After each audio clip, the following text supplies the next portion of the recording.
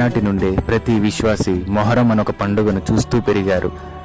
నిజానికి మొహరం అన్నది ఒక వేడుక కాదు, ధర్మం కోసం దైవదాసులు తమ ప్రాణాలను అర్పించిన విషాదమైన రోజు. 72 మంది దైవదాసులు ప్రాణాలను విడిచిన అత్యంత విషాదమైన రోజు.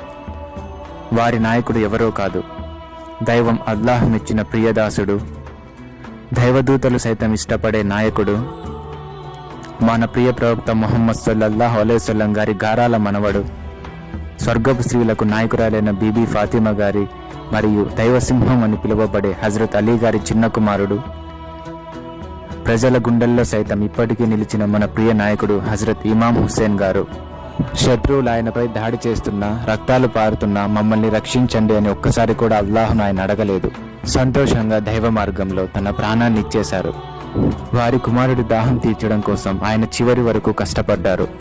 కనికరం లేని శత్రువులు వారి కుమారుడైన పసిబిడ్డ గొంతుపై బాణాన్ని విసిరారు. కర్బలా అనే ప్రదేశంలో జరిగిన యుద్ధ సంఘటనను చూసి దైవదూతలు బాధపడ్డారు. హజరత్ ఇమాం హుస్సేన్ గారి ప్రియ సహోదరుడైన హజరత్ ఇమాం హస్సేన్ గారు కూడా శత్రువులు కలిపిన విష ప్రయోగంలో తన ప్రాణాన్ని అర్పించారు.